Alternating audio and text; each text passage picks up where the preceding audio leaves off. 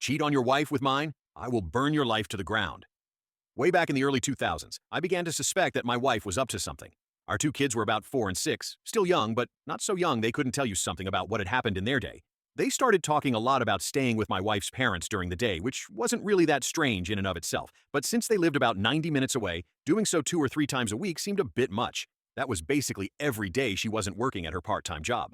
When I asked her about it, she denied it, but was never a good liar. So I started tracking the mileage on her car, and sure enough, she was driving an extra 400 or so miles per week.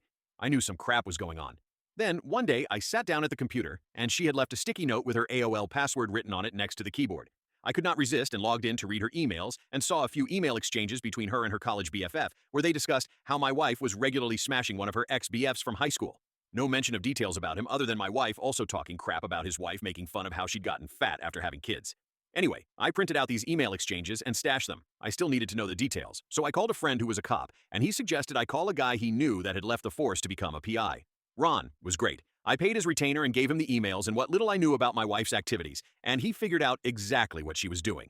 His report detailed with photos and times, Josh dates, Raj locations, all about how she would take the kids to her parents, then go meet this guy for lunch. Then they'd go to a dumpy motel for a few hours, after which she'd pick up the kids and return home. At this point, I hired a divorce lawyer. My parents cheated on each other, and the fallout absolutely messed with mine and my siblings' childhood. It was something that was totally unacceptable. I also asked Ron to find out what he could about this guy. Ron absolutely came through. I learned his name, Bob, that he was married and had 3 kids. I also found out that he worked as a vice president of sales for his father-in-law's business. At this point, I had my lawyer draw up the divorce papers. I also asked Ron for a couple more copies of his report, and one more thing I wanted him to do for me. On the same day I had my wife served with the divorce papers at her work, I had Ron meet with this guy's wife and show her everything he'd found out. She seemed nice, and I figured that she deserved to know what her dear hubby was up to. What she did with that information was up to her. While the information about my wife's infidelity didn't really matter in my divorce proceedings, Bob's wife did a real number on him. According to the publicly available court documents from the divorce and other related proceedings, she cleaned out their joint account, took the kids, and left. As soon as her dad found out what he'd done, Bob was fired, and since her parents actually owned the house where Bob and his wife lived, he also got evicted. Their divorce was ugly. Lots of fighting in, and evidently out of, court. I guess Bob went to the house and started arguing with his wife, and it escalated to the point that her brother stepped in and Bob got his nose broken.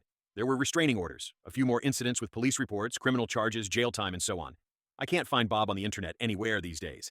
Last I heard, he'd left the state, and his ex-wife did okay. She went to work at her dad's company and took over after he retired. As for me, my ex and I got along well enough. I didn't engage with her on anything that wasn't related to the kids, and now that they're both adults, I don't talk to her at all anymore. I don't hate her or anything, but I only care in the context that she is my kids' mom and is important to them. Nothing beyond that.